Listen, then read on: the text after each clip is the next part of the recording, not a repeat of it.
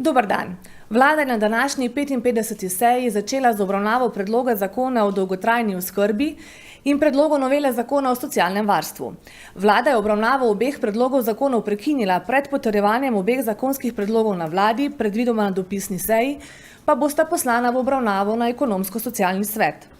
Vlada je danes obravnavala tudi uredbo o pomoči za pospeševanje uvajanja energije iz obnovljivih virov, shranjevanja in toplote iz teh virov, ter predlog posodobitve nacionalnega energetskega in podnebnega načrta.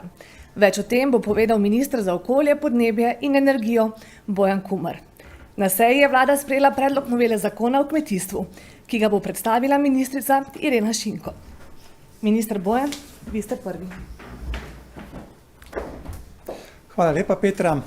Kot je že najavljeno, je vlada danes izdala uredbo o pospeševanju uvajanja energije iz obnovljivih virov energije, shranjevanja in pa toplote iz obnovljivih virov energije. Evropska komisija je že z začasnim okvirom za reševanje in naslavljanje energetske krize kot razlog in kot odziv ruske agresije na Ukrajino dovolila državam članicam, da pripravi ukrepe, ki bi bili bolj ciljani. Zato smo že lani v interventni zakon si dali ustrezno zakonsko podlago za podzakonski akt, katere danes imamo rezultat na mizi in sem ga predstavil na seji vlade in ga vlada tudi sprejela. Do pomoči bodo upravičene investicije v nove proizvodne naprave glede na inštalirano moč in za različne tehnologije za proizvodnjo električne energije iz obnovljivih virov. Gre tudi za shranjevanje električne energije in toplote ter proizvodnjo toplote iz obnovljivih virov energije in sicer. Na eni strani bomo pospeševali proizvodnjo električne energije iz sončnih elektrarn, iz geotermalne energije, tudi za vodno energijo z inštalirano močjo vseh enako ali manj kot 1 megavat oziroma enako ali manj od 6 megavatov, če bo ta proizvodna naprava v 100% lasti malih oziroma srednjih podjetjih ali celo skupnosti na področju energije iz obnovljivih virov, ki je pravna oseba. Drugi namen je proizvodnja električne energije iz vetrnih elektrarn z inštalirano močjo enako ali manj kot 1 megavat oziroma enako ali manj kot 18 megavatov, če je proizvodna naprava v 100% lasti mikro in pa malih podjetij oziroma je ta naprava vključena v skupnosti obnovljivih virov energije. Tretji namen so proizvodnjo električne energije in pa toplote iz lesne biomase, geotermalne energije, bioplina, deponijskega plina in pa plina pridobljenega z napravami za čiščenje odplak. Proizvodnjo toplote je četrti namen iz lesne biomase, energija okolice, izkoriščanje sončne in pa geotermalne energije za pretvarjanje v toploto, vključno z vsemi toplotnimi črpalkami. V okviru teh projektov je lahko vključeno tudi shranjevanje električne in ali toplotne energije. Upravičenci so lahko za dodelitev pomoči pravne osebe, zadruge, fizične osebe, ki upravljajo pridobitno dejavnost in pa samoupravne lokalne skupnosti. Za podpore bo na voljo in smo rezervirali 150 milijonov evrov. Javni poziv bo pripravljen predvidoma v mesecu septembru 2024, izvajal pa ga bo Center za podpore pri podjetju Borzen. Kar je še pomembno je, da smo 3 mesece imeli intenzivni dialog z Evropsko komisijo in smo kot ena prvih držav članic dobili zeleno luč. To smo tudi v preteklih 2 tednih objavili, vas obvestili in smo zelo veseli zelene luči, da imamo pripravljene ukrepe in pa tudi ustrezne zakonske in danes tudi podzakonske vsebine. Drugi dokument, ki ga je vlada danes obravnavala in tudi potrdila, je pa nacionalni energetski podnebni načrt. Gre za posodobitev različice, ki jo je vlada sprejela 27. februarja 2020. Kot veste, smo se v tistem nacionalnem energetskem podnebnem načrtu zavezali za cilj 27% obnovljivih virov energije v bruto končni rabi energije, za zmanjšanje emisij toplogrednih plinov, za povečanje energetske varnosti, za večjo povezljivost in pa za povečanje tudi sredstev za raziskave in razvoj. Sam proces sprejemanja nacionalnega energetskega podnebnega načrta je zastavljen tako, da se je začel že lansko leto v mesecu februarju, marca z intenzivnejšim javnimi posvetovanji. Zdaj ravno kar poteka tudi dodatni izračuni in simulacije za določitev natančnih ciljev in pa programiranje ukrepov. Sporedno pa tudi poteka celostna presoja vplivov na okolje, vse pod vodstvom dveh konzorcijev, zato da bomo pravočasno, to je do 30. junija 2024, sprejeli posodobljeno različico nacionalnega energetskega in podnebnega načrta in ga posredovali Evropski komisiji v pregled. Danes se je pa vlada seznanila in tudi potrdila osnutek, katerega moramo pa tudi skladno z direktivo poslati do konca tega meseca in ga bo Slovenija tudi pravočasno poslala kot ena izmed prvih članic znotraj Evropske unije. Mogoče, da poudarim še glavne razlike, glede na trenutno obstoječi dokument. Pri doseganju cilja obnovljivih virov energije bomo povečali ambicioznost verjetno nekje med 30 oziroma 35%, odvisno kakšni ukrepi se bodo sprogramirali oziroma kakšne simulacije bodo se pokazale znotraj konzorcija.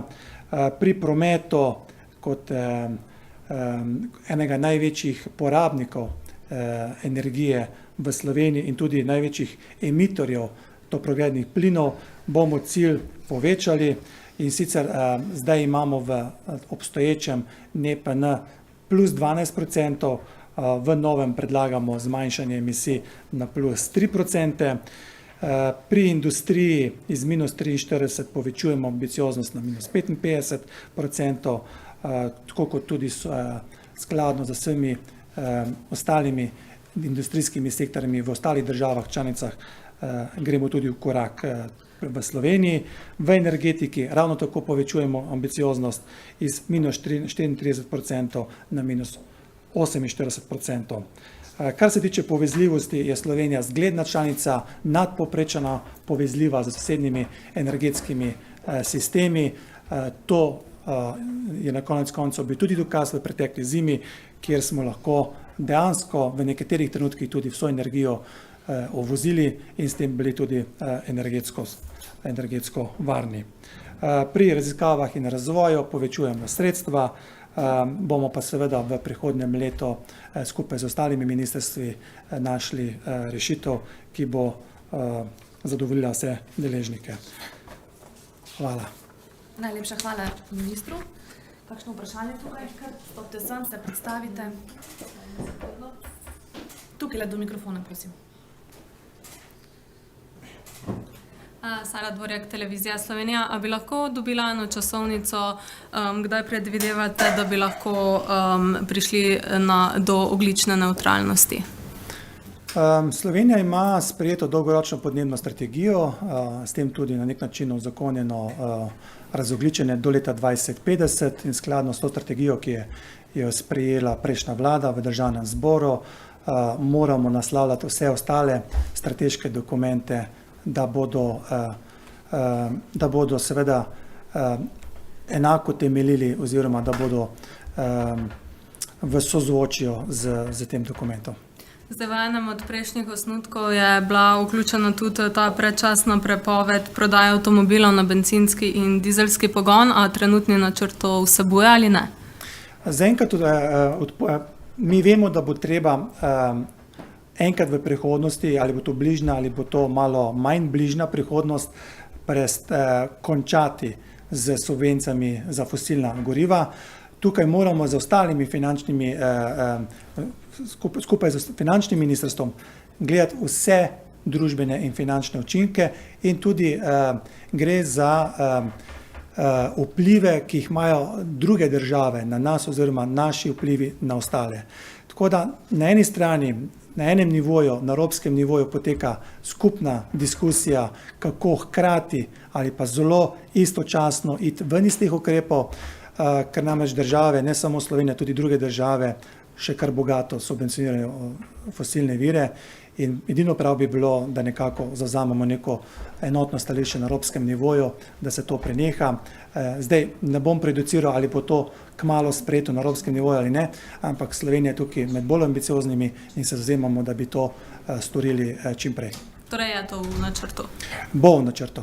Bo v načrtu. Tako. Kako pa je z dodatnim oziroma z davkom na drugi avtomobil v gospodinjstvu in s takso za vstop v Ljubljano?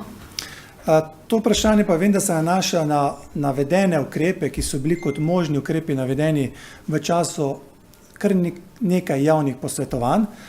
Mi smo šli v posodobitev načrta tudi zato, da bi čim širše deležnike povabili k dajanju pobud. Sam konzorcij, v katerega ministrstvo, niti še manj pa vlada, da bi karkoli posegala, je obelodanila vse možne ukrepe, zato da bi lahko zadostili postavljenim ciljem, in nekateri cilji so bili identificirani tudi takšni, kot ste vi rekli. Ampak v trenutnem predlogu osnutka teh ukrepov ni. Pri programiranju ukrepov, poglavje 3, ki je eno najbolj obsežnih poglavij, bo pa ravno zdaj od časa avgust, september, oktober in pa zraven tudi finančni učinki in pa vse finančne analize, ki sočasno potekajo, bo temu poglavju največ poudarka. Zakaj zdaj? Ker danes je potrebno poslati v Evropsko komisijo cilje in usmeritve na globalni ravni, da vidi Evropska komisija, ali so države članice dovolj ambiciozne in ali bo dosežen z svojimi obligacijami, ki si jih države članice same dajo, evropski cilj. Tukaj Evropska komisija in Evropska unija ne bo popuščala, in če bodo posamezni cilji se zložili skupaj, da bo evropski cilj dosežen, potem se gre v programiranje in pa natančno izdelavo posameznih ukrepov in pa seveda tudi načrtov. Če pa slučajno cilji ne bodo doseženi, bodo pa vse države članice, ki so premalo ambiciozne, da dvignejo svojo ambicioznost. Hvala. Najlepša hvala. Še morda želi kdo na spletu vprašanje? Morel TV in Lucija Kavčič? Ne. Minister? Pa ne, samo trenutek, se je javila Lucija Kavčič. Demokracija, izvolite. Samo še mogoče natančneje pojasnili te podpore, ki jih bodo deležna podjetja. Omenili ste tudi fizične osebe, za kar bo namenjenih 150 milijonov evrov. Pa potem preko kam naj se ti obrnejo oziroma kako je bil izbran ta center za podpore. Hvala vam. Center za podpore Borzen je družba, ki že danes razpisuje mnogo razpisov.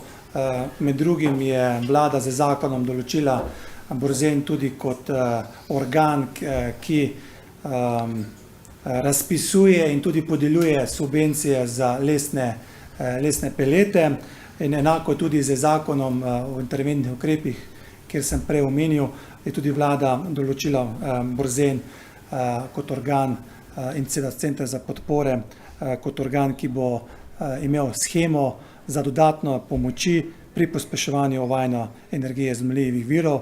Uredba je pa kot podzakonski akt bolj podrobno in bolj jasno določila, na kakšen način morajo subvencije potekati, da tukaj bo javni razpis, v javnem razpisu bodo pa natančno razloženi pogoji, ampak že danes smo pa na ministrstvu objavili izjavo za javnost, kjer smo natančno tudi pojasnili, kdo so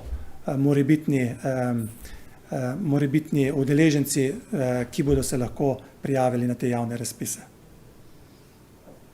Najlepša hvala, minister. Zdaj smo pa res izčrpali vsa vprašanja in odgovore. Želim vam uspešen dan.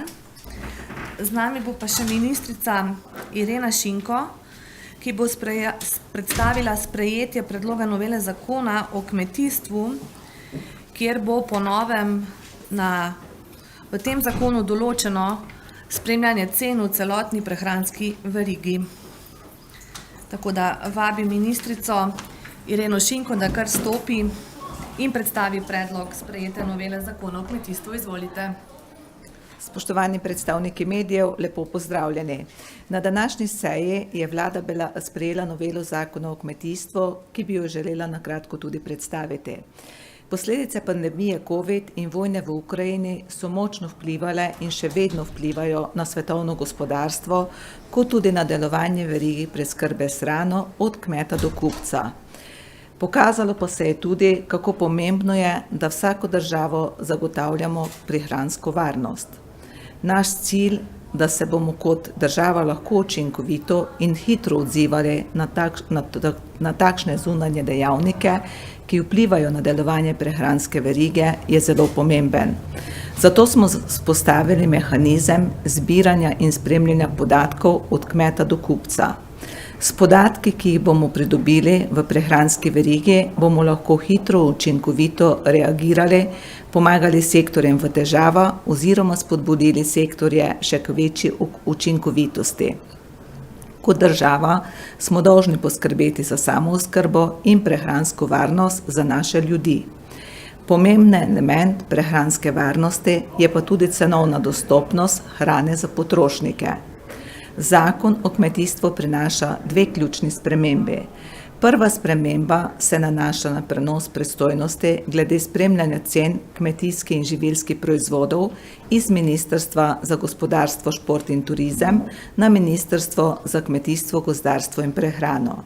S spremembo zakona se določa pravna podlaga za izvedbo zbiranja in analiziranja podatkov o cenah, količina in poreklo v verigi preskrbe s hrano. Kmetijski resor je odgovoren za zagotavljanje prehranske varnosti v Sloveniji. Agencija za kmetijske trge in razvoj podeželja bo zbirala odkupne in prodajne cene na enoto, odkupne in prodajne cene količine ter podatke o poreklu proizvodov. V nadzor nad poročanjem bodo vključeni inšpekcijski organi, in sicer Inšpektorat za kmetijstvo pri pridelovalci, Uprava za varno hrano, veterinarstvo in varstvo rastlin pri predelovalci in posredniki ter tržna inšpekcija pri trgovci. Druga sprememba zakona se nanaša na ohranjanje ter razvoj kmetijstva v zamejstvu. Z njo se ureja pravna podlaga za financiranje kmetijske dejavnosti kmetijskih, razvojnih in izobraževalnih organizacij Slovencev v zamejstvu. Financiranje kmetijskih organizacij se bo izvajalo na podlagi letnih programov dela. Zakon predvideva tudi komisijo za izbor organizacij in potrditev večletnega programa ter komisijo za pregled letnih programov dela in poročil o izvedenih nalogah letnega programa dela, ki jo sestavljajo predstavniki ministrstva ter Urada za zamejce po svetu. Hvala.